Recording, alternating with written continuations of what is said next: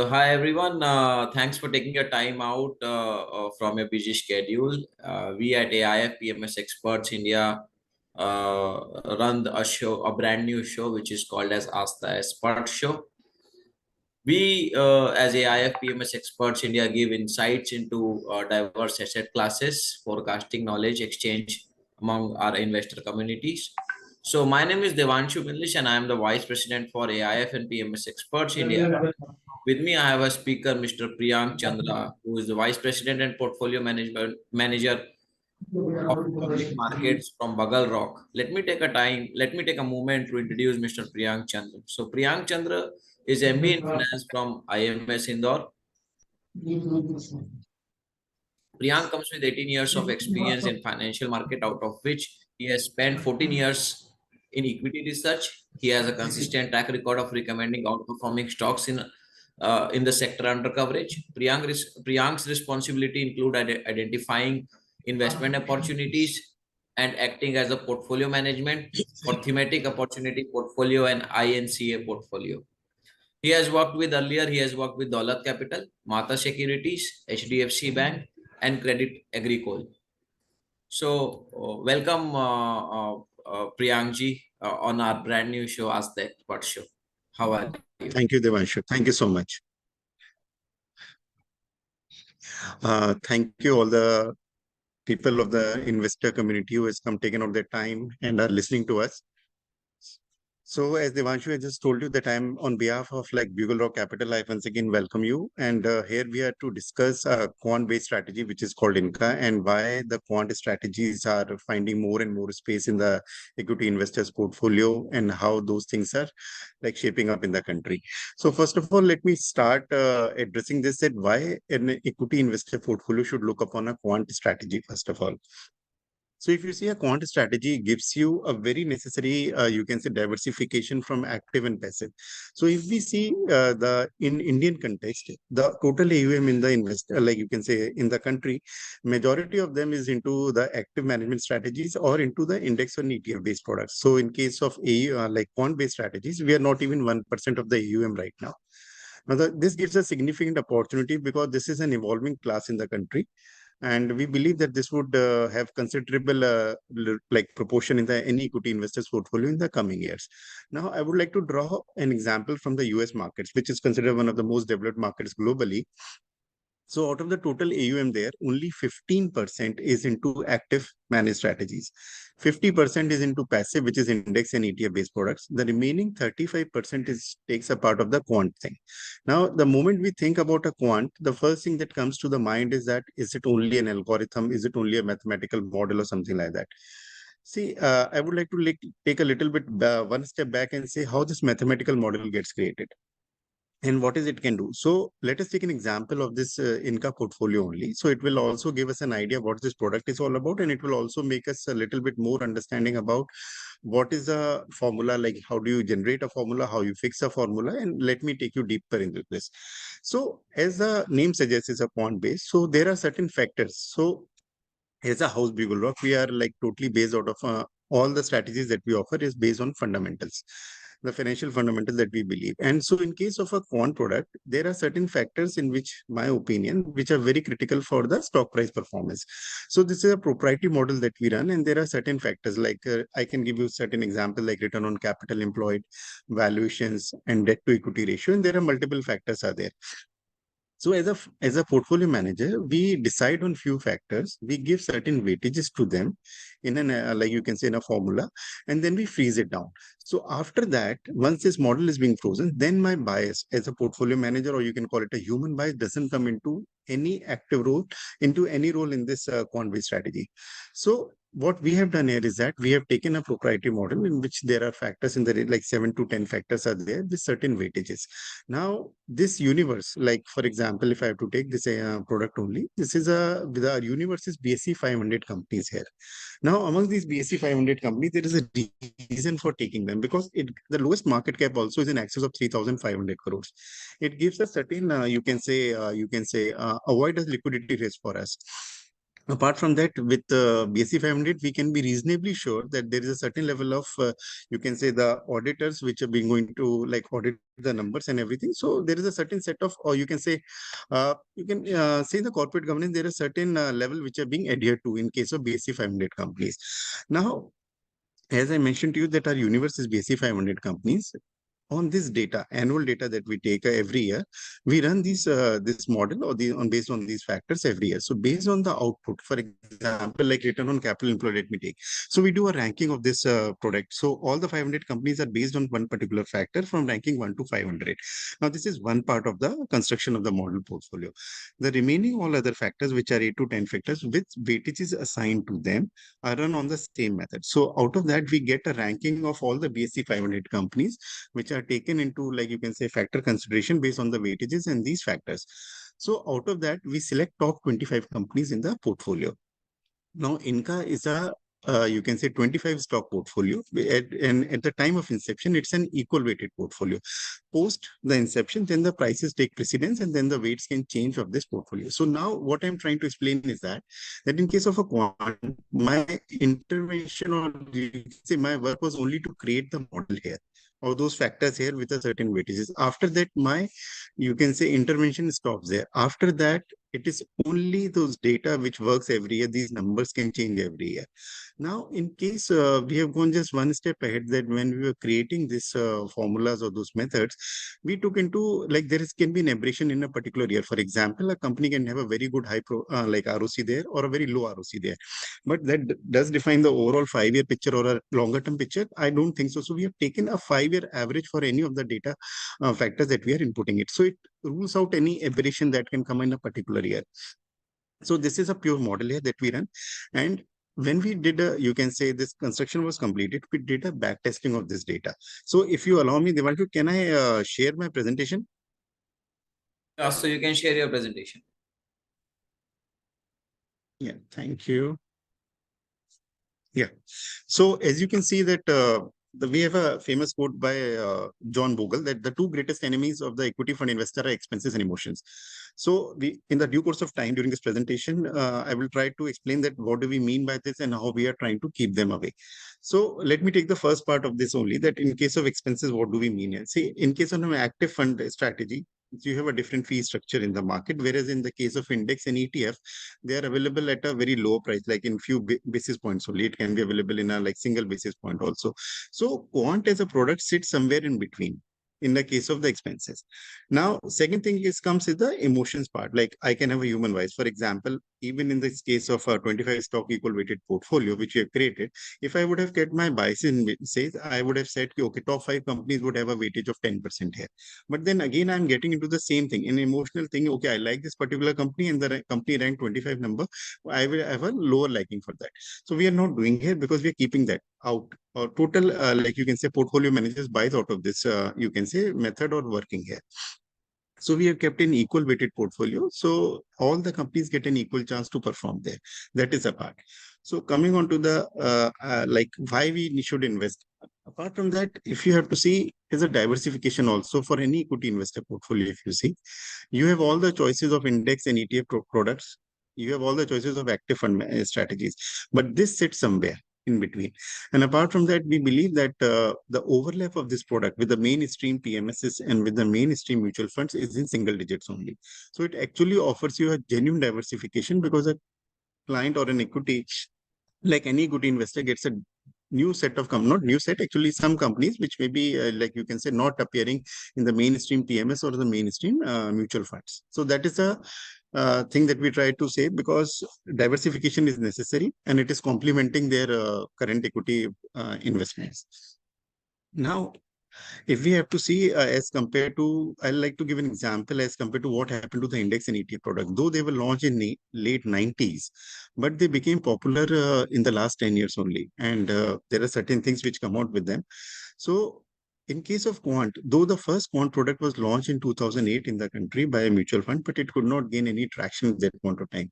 But in the last 3 to 4 years, because as the data quality improves, by data quality, I just mean that there has been a consistency in the data being declared by the all the companies here. And definitely there is a, you can say, there's a like decadal data is available. For example, now if we talk, all the data for the BSE 500 companies are available from 1996 onwards. So that gives us a consistency to analyze our model based on a maybe 25-year history, and then we can predict, okay, this is the way the model is responding. So we can assume that, okay, we can go out and discuss that this can be the probable output of the this quant model. So if you see in this product that our investment universe is BSE 500 companies, which nearly covers 93 to 94% of the market capitalization.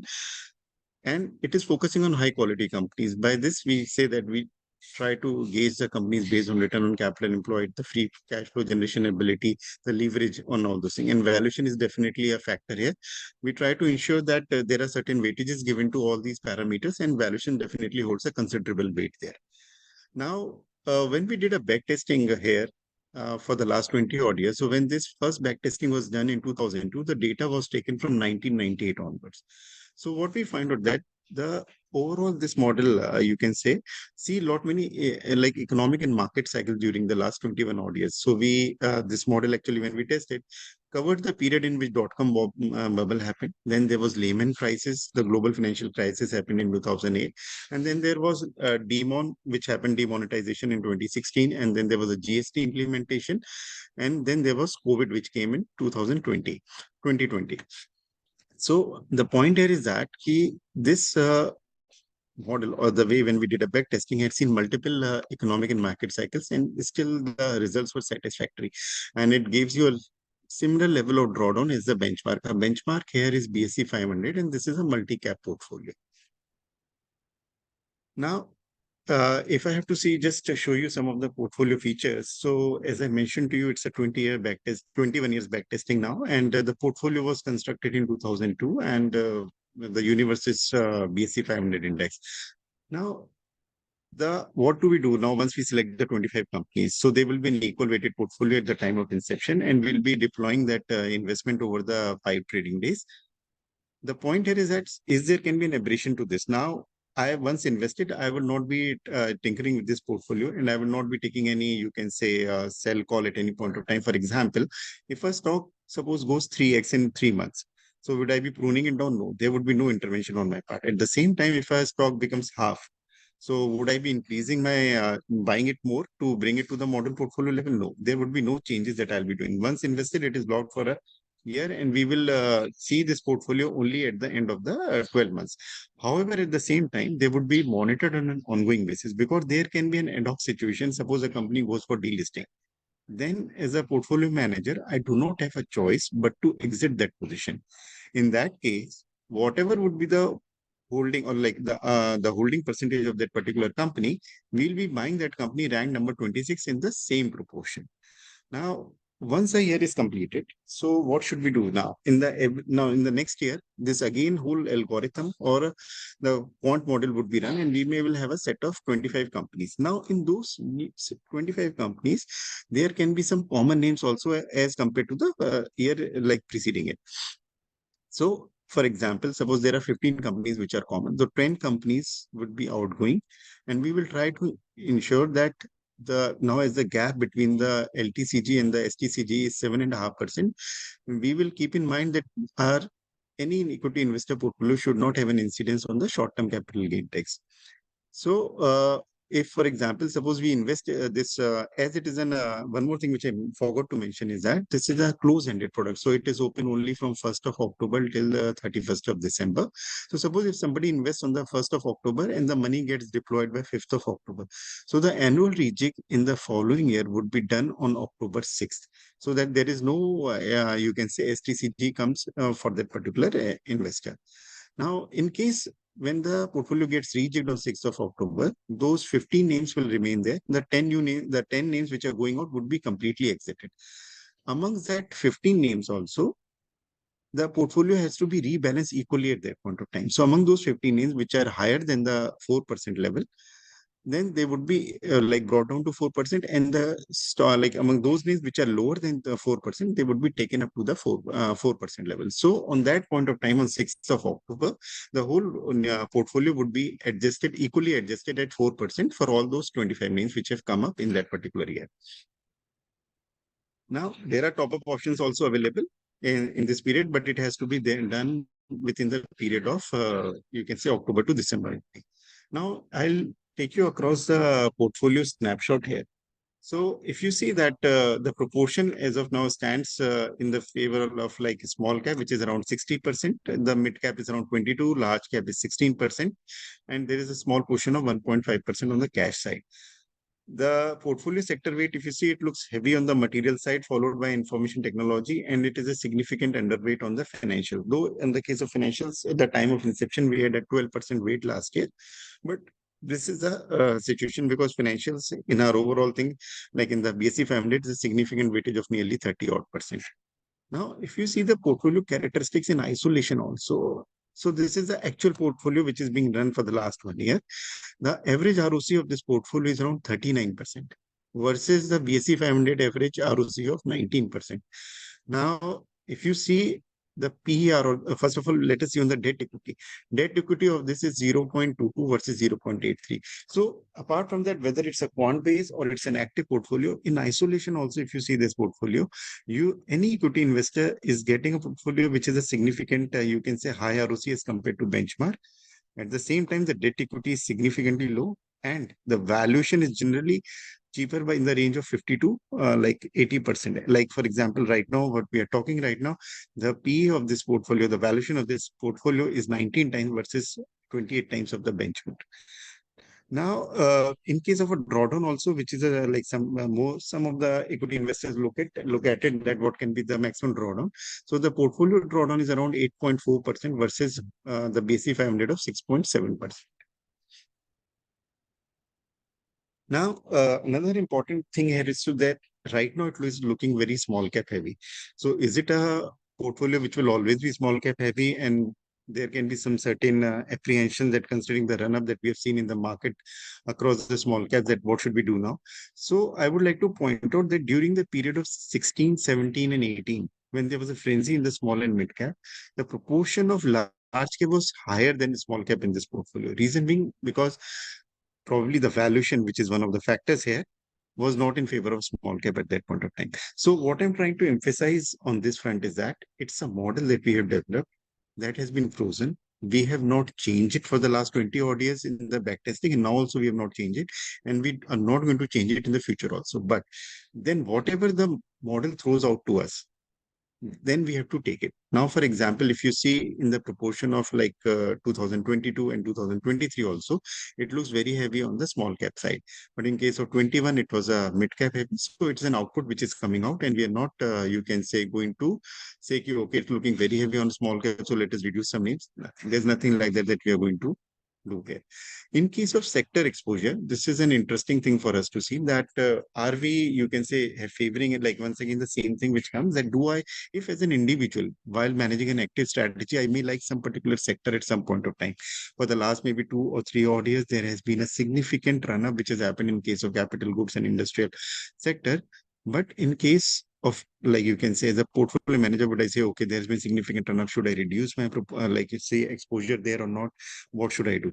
But as you can see in case of materials, in 2014 till 2023, if you see, it was rising up. It went to even 4% in 2016, but then it went to as high as 52% also in 2022. In case of after the run up that we have seen there, it has reduced to 36%, but as a single sector, somebody can have a question that it is way too high. I take that point that it is way too high, but once again, my point would be that it is the output which is given to me by the quant model, and I'm not going to touch it. Now, in case of, I'll give you an example of consumer discretionary also. So if you see in 2014, it was nearly 20%, followed by 16%. So at that point of time, companies like maybe Asian Paints and Titans were available at a valuation because of which they were maybe appearing in this model at that point of time. But now, because of some certain reasons, it is appearing at a 0% level. Like in the, so is the case with financials. As I told you that in case of financials, it was at 0% in 2020, but now that exposure has increased to 12%. And there is another reason also that there are new set of companies also in case of financials which are listed, like many life insurance companies have come up, many AMCs have come up in the space. So there are chances that because of those factors that we put it across, they can come across in this portfolio. Now, this is a backtesting data, which I would just like to quickly glance through. And this is a pure backtesting data. So now if you see this backtesting data, when we analyze this data from 2002 onwards, so on the 21 incidences which have been there have been only two instances when this portfolio has underperformed the benchmark. So it was in 2018-19 and the period from 2021 to 22 when this portfolio underperformed. Apart from on every incident, this portfolio has outperformed the benchmark. I would like to highlight one more thing here, that in case of a negative returns, for example, 2007 to 8. So it gave a negative return of 14%, but in the same consecutive year, it is like gave a return of 58%. So I think the bounce back generally happens. And even if you see in the period of like maybe 21 to 2013, so after that, it was a significant run up. But we can take it in as aberration because performance of like this in 13-14, even if we nullify it or we take it as zero, still the average alpha of this strategy would stand at 20%. Now, this is 1 year, but whenever we talk about equity investment, generally the recommendation or the holding period that we give to our investors is that let us look at from a period from at least 3 to 5 years. So what we have done here is that we have taken a 3-year rolling period also for the strategy. So it is like 2 to 5, 3 to 6, and onward up to 2020 to 23. In that case, apart from one incidence in 2016 to 19, this strategy has always outperformed the benchmark and gave an average alpha of nearly 22%. The important thing here is that the alpha variation as compared if you have to see on the 1 year position where it was the ranging from 172% to minus 12, here the rate range narrows down from 47% to minus 2%. And again, if we take this as a period of a rolling 5-year number, so there has been no, like it is a 100% track record. There has been never an instance when the strategy has underperformed. And the minimum alpha here is 4% and the maximum is 37%. So again, it narrows down. So it gives us more predictability here when we do it for a 5-year basis. Now, coming on to the drawdown part. So if we see that the portfolio drawdown in the last 21 odd years has been an average of minus 18.64% versus a benchmark of minus 18.75. Now, apart from the year in which it was a COVID time, in which this portfolio had a drawdown of nearly 51.8 versus 38.1, it is nearly very close to the benchmark. And in case on an average for the whole 21 odd years, it's 10 basis point lower on this. So I would just like to take this that first of all, that we should look quant from an aspect that it gives you a genuine diversification. It gives you a complementary, you can say, set of companies here as compared to your mainstream PMSs or mainstream mutual fund products. And as we see that it is only below 1% right now. And I firmly believe that the way these things are evolving in the country, it is a asset class which should be looked upon. And I believe that in the next 10 years, it can be a part of most of the equity investors' portfolio, like the way we saw in case of index and ETF products. And compared to active, where all the biases come into play of a portfolio manager, and this is a product in which once the model is being frozen, then there is no human biases there. And I believe that this should one of the, like you can say, evolving asset classes which should be looked upon. So Devanshu, this is like you can say what I had to share. Now I leave it up to any questions that like you want to take it across. Sure, thank I'll you. keep the Yeah, screen thank as you. sharing. Yeah. Yeah, I'll No, keep the screen sharing if somebody wants to refer to any of the screen, no, so any you of the can close the slides. screen. I think. Okay. Yeah. So now, Priyank ji, as a fund manager, you should tell us that what should be the ideal horizon for this fund, time horizon. So see, for the time horizon for this product, ideally should be like 3 to 5 years. And as we have seen, the data gets better. And there is like when we check this past data for the 3 to 5 years, there is one more thing, Devanshu, which I would like to highlight is there that this is a live portfolio also now. And if I have to see, this was launched in October last year. And as we are talking now, so the performance from the launch date, which was October 18th last year, until 31st of August, this strategy has returned nearly 54% versus benchmark of around 37%. So we have an alpha of nearly 17% in this strategy as of now. And but as we mentioned this, the ideal time, I think it should be 3 to 5 years.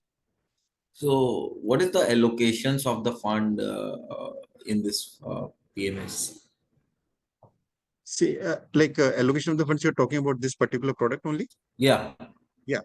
So if see the funds is like that, as I told you that we deploy equally and in the 25 companies and we deploy 3.95% to be precise. And so it effectively deploys 98.75%. And so there is no cash call that we take. And there's only 1% cash which is being there. It is only for the running expenses like the other fees which are there, audit and custodial charges are there. Okay, so how many categories you invest in? So large, mid, or small, or only pure small? How is it? Yes. No, no, no. This is a multi-cap, you can say portfolio, and as I mentioned to you that this is like you can say factor-based portfolio. So our universe is BSE 500. There is no, you can say, weightage is assigned. Okay, we'll keep this much for large cap or this much for small cap. Whatever the model gives out to us, based Okay. on the factors which we are running with the weightages that we have assigned to them, we will take it. There can be an issue, like for example, in I have a bias for a particular set of company, in an maybe an active, like you can say, managed strategy in which I will not invest, or I would like to take more exposure to a particular group. But in case of this, it would be an equal weighted, and whatever the output comes across, I will have to take it.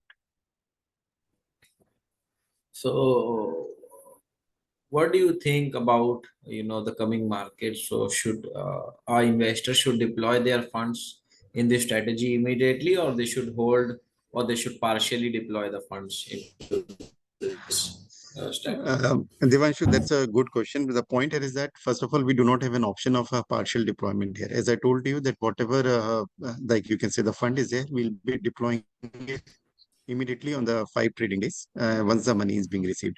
And second, as far as the markets are concerned, so and whether we should deploy it right now or not. So I believe that somewhat similar question was there in front of us last year also. But I would not like to take an advantage of the hindsight, but I will just say that if this model is being used in a sense that we are focusing on valuation, we are focusing on the predictability of free cash flows, we are ensuring that our ROC of this portfolio is high, then I think there is a significant opportunity that that portfolio still have, those companies still have a lot of, like you can say, I'll say key opportunity, or like you can say, there is a, you can say, very long you can runway available for them. That's what I would like to say. And as far as markets are concerned, I believe that Devanshu, that in India, if we have to see few last maybe 2 or 3 decades, the type of returns that we have got in the range of maybe 12 to 15%, and consider that GDP growth at those levels is also expected to be in that same range. And plus, there is a, you can say, the strong flows that we see from the domestic, you can say, through markets, as including SIP. So I believe that in the longer run, we can assume that can grow in the same range what we've seen in the past. And even if you see any, like you can say, forecast from, like you can say, IMF or maybe an RBI, so we are expected to grow on GDP, real GDP rate, maybe probably by maybe 6 to 7%. So on that basis, I assume that markets still have that, you can say, have the scope to give in the range of 12 to 15%. That's what we believe in the longer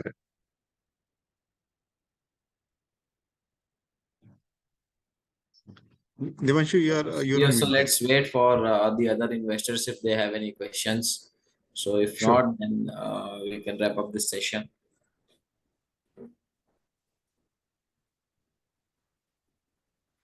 So yeah, I think investors are done with the questions. So it was a nice speaking to you, Priyankji. Thanks for giving your valuable time. Thanks all the investors for giving us the valuable time. If you have any more queries, you can reach out to us on www.aifpms.com, or you can call us at 8368586435. Thank you. Have a lovely day, everyone. Bye. Thank you, Devanshu, and thank you to all the investors. And on behalf of BugleRock Capital, I sincerely thanks that you guys all took out time to listen to us on this strategy. Thank you.